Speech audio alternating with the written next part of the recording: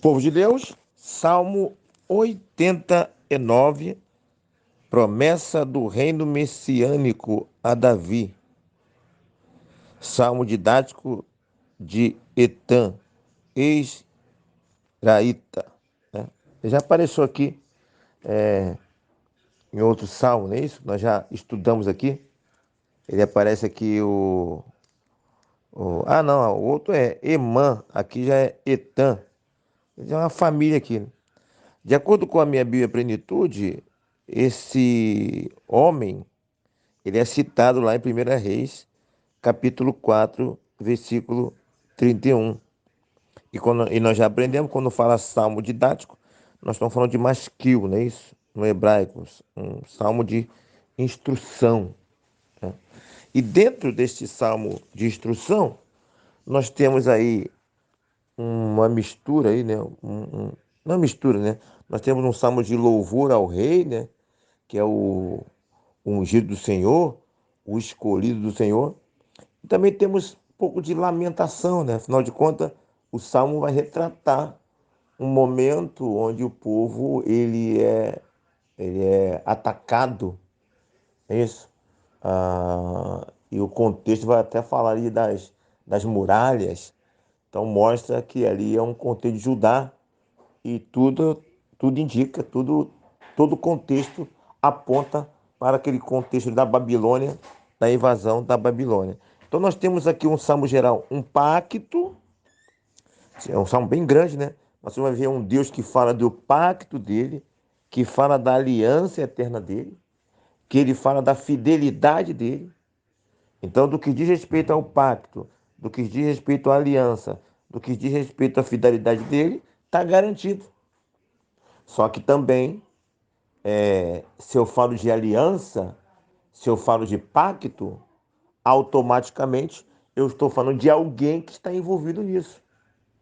Porque eu não faço aliança, assim, em termos gerais, né? Básico. Eu não faço aliança comigo mesmo. Eu não faço pacto comigo mesmo.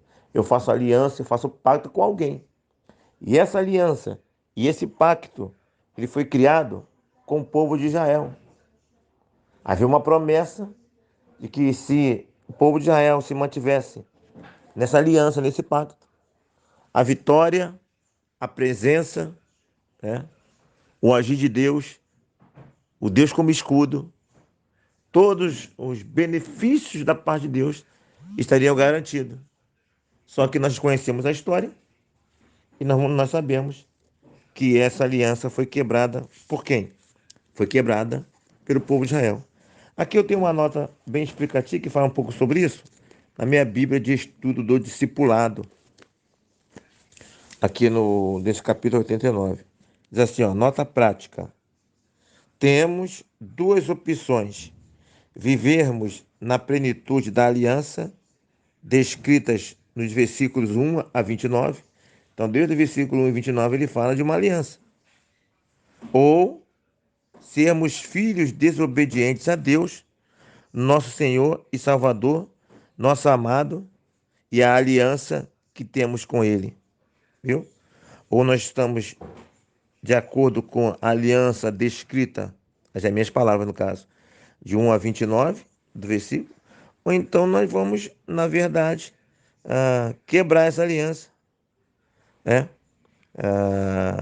E aí não viveremos os benefícios dessa aliança. E aí o versículo 30 a 51 fala dessa realidade triste acontecendo. Deixa eu ler o texto aqui todinho, que eu acabei interrompendo. Sem fazer comentário, eu vou ler a nota toda. Temos duas opções. Vivemos na plenitude da aliança, descrita nos versículos 1 a 29, ou sermos filhos desobedientes a Deus, nosso Senhor e Salvador, nosso amado, e a aliança que temos com Ele, e a aliança que temos com Ele. No segundo caso, passaremos a viver na plenitude do que é dito nos versículos 30 a 51. Cada dia é uma escolha. Muitas escolhas são pequenas e quase imperceptíveis, mas acabam se revelando. Nosso mundo exterior pode ser uma coisa, Mas se o interior não for firme na rocha, na aliança no caso, na fidelidade e no reset de Deus, quando a tempestade chegar, tudo irá por água abaixo. Ou seja, o reset de Deus aí, o exede de Deus aí, é o amor fiel, porque no texto lá, quando ele fala de misericórdia, no hebraico significa exede. Não sei se o certo é ler exede ou resede. H-E-S-E-D mudo.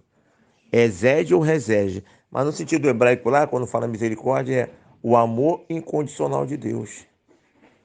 Ó, eu amo você. Independente do que você é pecador, eu te amo. Esse é o amor incondicional.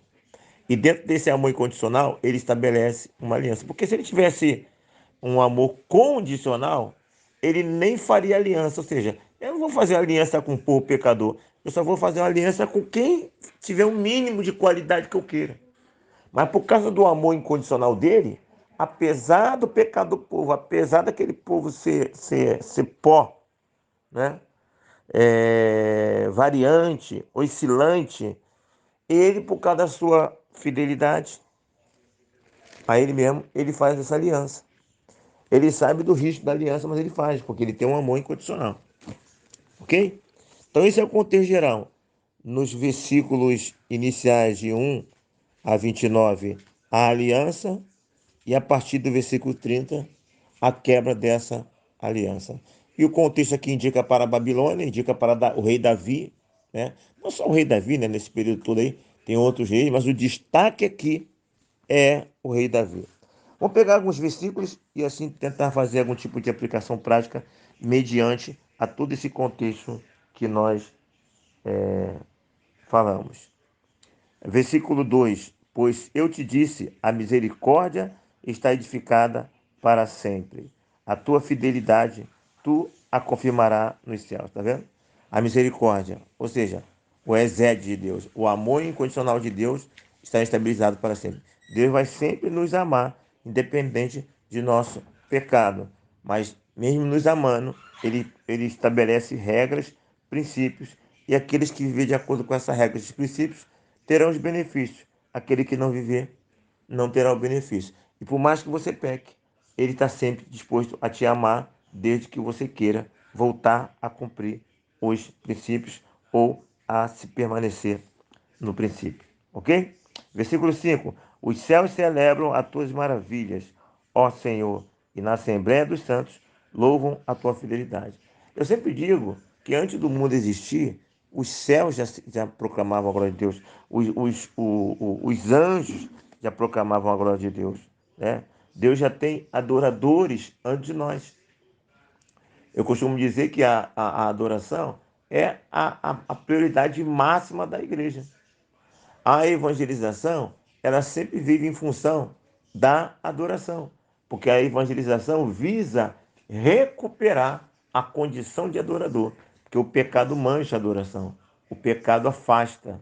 Então a evangelização traz a pessoa de volta para a sua origem de adoração, porque na pregação, na evangelização, a pessoa reconhece Cristo como Salvador, esse Cristo perdoa os pecados dela, e ela pode, então, agora de novo, ter paz com Deus, como diz Romanos, capítulo 5, versículo 1.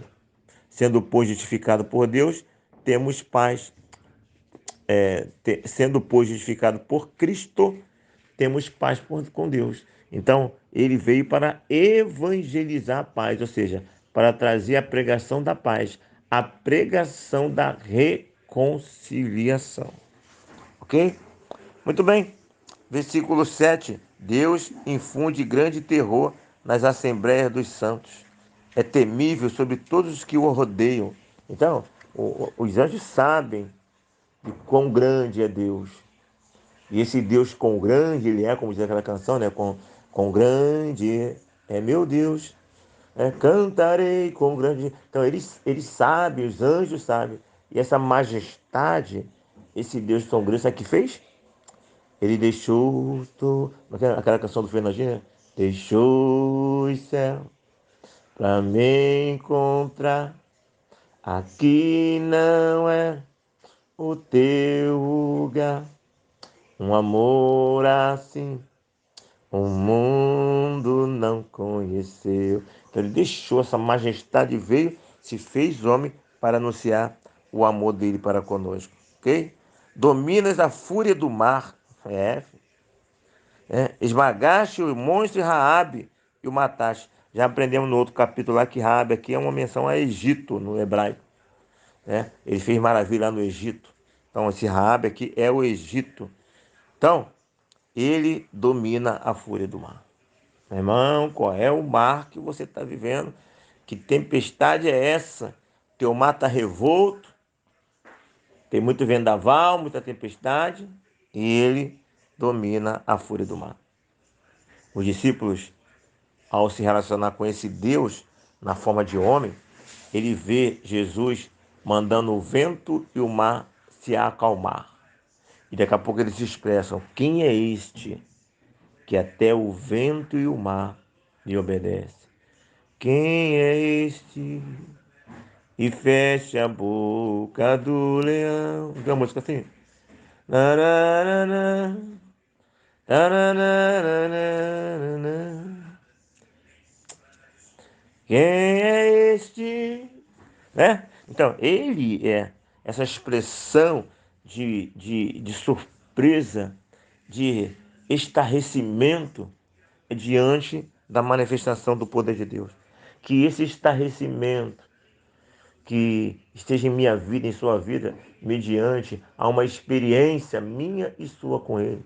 Que essas experiências aconteçam, venham a acontecer cada vez mais na minha e na sua vida, para nós possamos ficar estarrecidos e também exclamarmos: quem é este? Para que brote naturalmente de nosso ser um novo cântico. Como diz o Salmo 96, né? Cantai ao Senhor um cântico novo. Cantai ao Senhor todos os moradores da terra. Versículo 15. Bem-aventurado o povo que conhece os gritos de alegria. Bem-aventurado é esse. Versículo 16. Em teu nome se alegra o dia todo e na tua justiça se exalta. Então, bem-aventurado é o povo que conhece os gritos de alegria e é no nome dele que se alegra. Isso, minha mente se volta para aquele princípio, né? E nós entendemos que toda a nossa alegria, tudo aquilo que nós precisamos está em Deus. Nós não precisamos de nada do mundo. As coisas do mundo não podem sair da classificação de mera sobremesa. Sabe aquela balinha que você come depois, não? Depois você comeu, se alimentou, matou a fome. Sabe aquela balinha que de repente você come depois do almoço, né? Sabe? Aquele docinho, aquela bananadinha pequenininha. O mundo no máximo tem que estar nessa categoria de uma balinha, né? De um docinho depois do almoço. Porque a comida, o que você precisa basicamente, você tem no cristianismo, é nele que você tem que buscar. Há muitas pessoas buscando lá fora a comida e fazendo do cristianismo a sua balinha. Isso é uma desgraça, isso é uma tragédia, ok? 18, pois o Senhor pertence ao nosso escudo, tá vendo? 18, pois ao Senhor pertence o nosso escudo. 19, outrora falaste em visão. Vários versículos, vários salmistas falam. A Bíblia fala muito de Deus como nosso escudo. É um escudo que está em nós, que não pertence a nós, pertence a Ele. Então, glória a Deus por esse escudo. Abraão, eu sou o teu escudo. Minha serva, eu sou o teu escudo. Meu servo, eu sou o teu escudo. Creia nisso. Né? Versículo 22. O inimigo jamais surpreenderá, nem será ele humilhado pelos filhos da perversidade. Está vendo? Promessa. Só que Davi foi humilhado. O povo foi humilhado. Os ungidos do Senhor foram humilhados. Por que foram humilhados? Por que aconteceu o contrário dessa palavra aqui? Porque não guardou a aliança. Isso aqui é condicional à aliança. O amor é incondicional. Porque se o amor não fosse incondicional, repito, não haveria escolha de ninguém. Mas como o amor é incondicional, ele escolhe. Mas não significa que ele não tenha princípio, ele não tenha regra. E aí nós aprendemos aqui no contexto geral que eles quebraram essa regra. 26. Ele me invocará dizendo: Tu és o meu Pai, meu Deus e rocha da minha salvação. Hein? Então, olha só que coisa interessante. Ele me invocará dizendo: Tu és o meu Pai, meu Deus e rocha da minha salvação.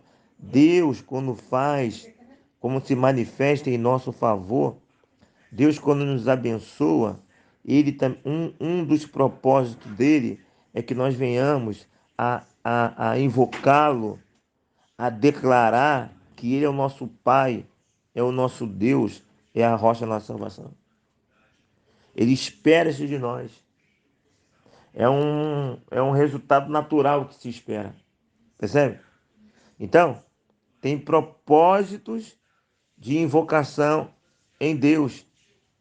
Deus, quando age, ele visa gerar em nós oração, exaltação, né? Invocações. Percebe? Então, ó Deus, aquela oração de acordo com a palavra. Ó Deus, provoque em mim, provoque em nós situações que possam gerar em nós invocação, exaltação, Senhor. Nós queremos ser ferramentas de proclamação da tua glória a este mundo. Assim como a natureza, assim como os céus e a terra proclamam o teu nome, nós queremos proclamar através das nossas experiências. Sim, como foi falado agora há pouco, com novos cânticos, nós queremos cantar ao Senhor um cântico novo. Provoque-se em nós, Pai. Nos use como ferramenta para que cânticos novos, invocações novas, exaltação nova, vocabulário novo esteja em nossa boca, em nome de Jesus. Amém? Então, a partir do versículo 29, nós temos aí então o relato da quebra da aliança. Ok? Aí vários relatos, indicações de que o povo quebrou a aliança. 29. Farei durar para sempre a sua descendência, e o seu trono ficará firme enquanto o céu existir. Viu? Ou melhor, aqui termina a parte boa da promessa. Ó, o seu trono ficará firme enquanto o céu existir. Né? Porque enquanto o céu existir, pelo menos naquele contexto lá do Velho Testamento, o céu existe para sempre, naquela parte do filme, então a aliança vai acontecer para sempre. Claro que numa parte do filme, o céu iria deixar de existir. Lá na frente, o céu iria deixar para existir. Mas até que o céu deixar de existir, toda aquela geração que ouviu aquela palavra iam deixar de existir antes. Portanto, o céu seria para sempre para eles. Mas já na parte depois do final do filme, já começa uma nova era do filme, uma nova temporada do filme, que na verdade o filme é uma temporada, é uma série. Ele vai falar lá, Jesus vai falar que os céus e a terra passarão, mas as minhas palavras não hão de passar. Percebe? E aí, então, como falei, versículo 30 em diante, vem os relatos da quebra da aliança. Então punirei com vara as suas transgressões e com açoite a sua iniquidade. 34. Não violarei a minha aliança, nem modificarei o que os meus lábios prometeram. Ou seja, uma vez jurei por minha santidade que nunca mentiria a Davi. Então, 34, tá vendo aqui Davi aqui, ó, ele tá falando de Davi. Então ele fala assim, ó, vocês quebraram a aliança, eu permaneço na minha aliança, tá? Só depende de vocês, vamos dizer assim, né? Então vem todo esse relato aí da quebra de aliança e mostra claramente que o contexto é o contexto do contexto da Babilônia e de Judá, no caso. 43. Deixaste sem fio a sua espada e não sustentaste na batalha. Fizeste cessar o seu esplendor, deitaste por terra o seu trono, abreviaste os dias da tua mocidade e o cobriste de vergonha. Tá vendo? Até quando, Senhor, ficarás escondido para sempre? Olha a lamentação aí, tá vendo? Até quando a tua ira queimará como fogo? Lembra-te de como é breve a minha existência, né? Teria criado em vão todos os filhos dos homens? Quem é que pode viver e não ver a morte? Ou quem pode livrar a sua alma do poder? das sepulturas, viu? Sim, naquela parte do filme ali, que o salmista está escrevendo, ele não tinha a revelação toda, mas na revelação lá no final também, o texto vai falar que nem todos verão a morte, né? Haverá um arrebatamento. Por isso que eu falo, só dá para entender o filme todo, o filme, se vê todos os capítulos. Aqui o salmista, ele está limitado ao tempo dele, a alguns capítulos do filme, né? Apesar também de ele já ter visto um vestígio lá, uns sinais dessa realidade, lá em Enoque, que foi trasladado e não viu a morte. E isso aconteceu antes do salmista. Mas ele está colocando aqui de uma realidade dele atual. Ele tinha essa perspectiva, que era uma perspectiva correta. Todo mundo ia morrer. A vida é muito breve, né? A brevidade da vida. Ele sabe disso. Ele pede, ele fala: Senhor, tenha misericórdia. Em outras palavras, nós quebramos a aliança, mas tenha misericórdia de nós. Queremos voltar à aliança. E você, meu irmão? E você, minha irmã? Você quebrou a aliança ou você está firmado na aliança? Se quebrou, volte. Se não quebrou, aquele que está em pé, olhe para que não caia.